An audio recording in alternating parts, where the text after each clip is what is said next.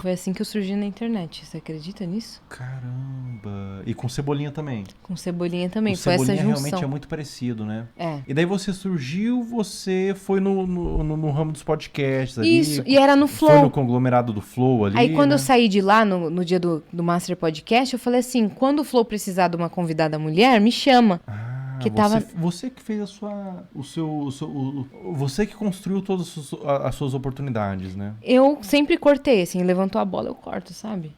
Você é uma pessoa que sabe aproveitar a oportunidade. Exato, eu deixei isso. Aí, o que eu recebi? O convite pro Flow. E aí, no Flow, o Igor e o Monark falaram, tu total tinha que ter um podcast. Eu falei, se vocês me O produzirem, Igor e o Monark. eu venho, exato. Eu discordo. Que legal. O que você acha? O Monark aí, hoje ele é terraplanista, né? Hoje ele, infelizmente, se afundou nas brisas da mente, né? Se afundou nas brisas da mente. E o Monark... Tem um podcast que ele seria um bom convidado. Qual? Da Renatona ali, né? Seria. Supostamente. O Monark, ele se afundou nas brisas da mente mesmo. Ele acabou se tornando uma pessoa bastante teorista da conspiração. Conspiracionista, né? Sim. O que você acha do Monark? Vocês têm uma certa gratidão por ele? Porque ele que colocou nos holofotes. Porque ele que teve a ideia de fazer o podcast. Sim, ele e o Igor que abriram as portas pra falar, cara, venham no nosso estúdio e façam aqui o primeiro videocast feminino do Brasil. Mas o Monark, ele era um pouco mais idealista. Então eu imagino que partiu um pouco mais dele. Não, foi dos dois. Foi dos dois. E, hoje, vendo todo isso que aconteceu com o Monark, o que você sente dele? Eu nunca mais falei com ele, você acredita? Nunca mais falei com ele, já faz anos. Desde do Monark Day, que é o que a gente chama. Eu nunca mais falei com ele. Monark Day.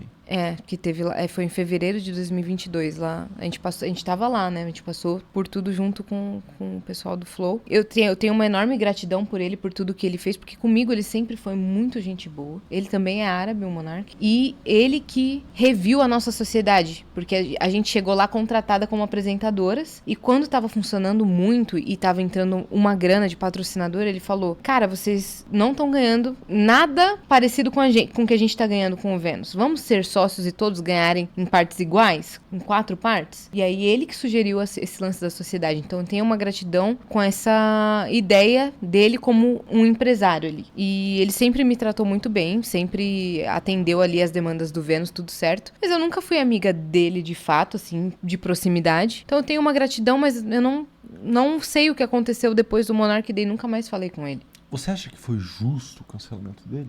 Eu acho que tinha que acontecer o que aconteceu. Mas quem tava lá dentro entendeu tudo o que aconteceu. Entendeu que já tinha tido houve outros cancelamentos dele. A gente entendeu que ele citou um exemplo que não foi o melhor exemplo na fala dele.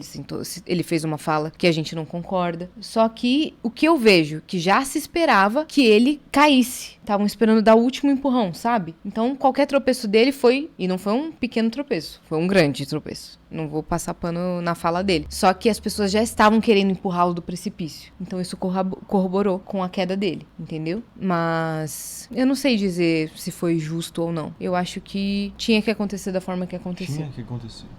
Acho que tinha que acontecer da forma que aconteceu. Não influencio muito nessa parte. Não... Eu já falei com o Igor do Flow, ele já veio aqui no Sofá do Felca, e ele disse que foi o pior momento da vida dele. Sim, foi difícil pra eles mesmo. Foi horrível pra eles. Porque o Flow ficou em déficit financeiro. O Flow teve que manter ali toda a galera que tava trabalhando, porque tava em fase de expansão, de crescimento. Então, antes, quando eu cheguei, tinham 7 pessoas trabalhando. Depois expandiu pra 100 e poucas pessoas. E aí eram famílias que dependiam. E aí aconteceu uma decisão que foi de cima.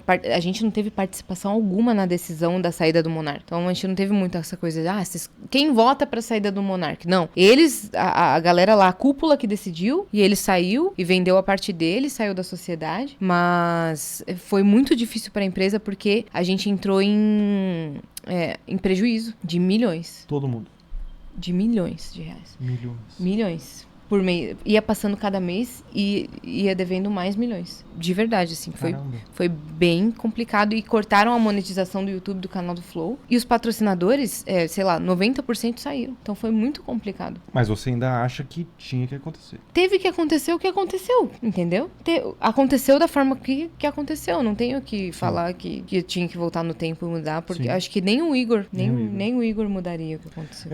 Pois é. Existe uma Infelizmente tensão aconteceu. Já, né? Já existe uma tensão. E realmente são coisas difíceis de... Assim, são coisas que não se falam, né? São coisas que não se falam em nenhum Sim, mundo, infelizmente né? aconteceu. Você acha que... Como foi pra você esse momento? Pro Igor foi o pior momento da vida dele. Como foi pra você? Existiu um choque?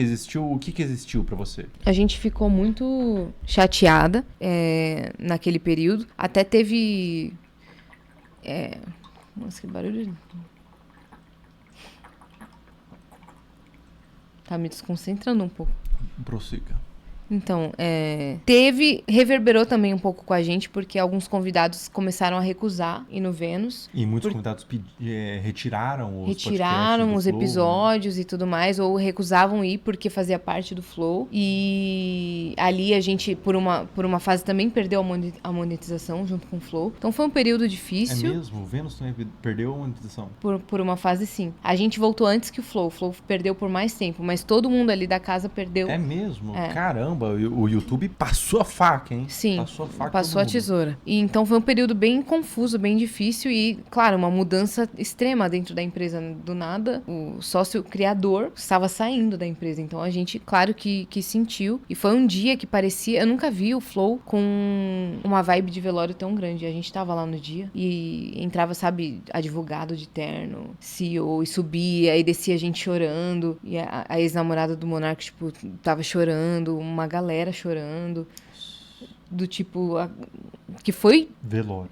Foi um acontecimento que doeu em todo mundo ali, entendeu? Então, pra gente foi também difícil. E aí, teve uma comunicação da empresa inteira do tipo, vamos soltar uma nota de esclarecimento pra dizer que a gente não concorda com as falas do Monark. E aí, o Vênus sofreu em peso essa retaliação, porque a gente soltou essa nota de esclarecimento, só que todo mundo soltou a mesma nota. Mas a gente sofreu uma retaliação do tipo, vocês são ingratas e tudo mais, vocês estão soltando nota de repúdio. Só que foi um direcionamento de toda a empresa, não foi uma decisão nossa, sabe? Todo mundo soltou essa mesma nota. Ninguém soube muito do que fazer. Bastante. Ninguém soube muito como lidar, como fazer. Talvez se perguntassem que vocês lidariam diferente, talvez eles falassem que sim, que lidariam de uma forma diferente, com um outro conhecimento, com uma outra maturidade. Mas, ao meu ver, aconteceu da forma que infelizmente teve que acontecer.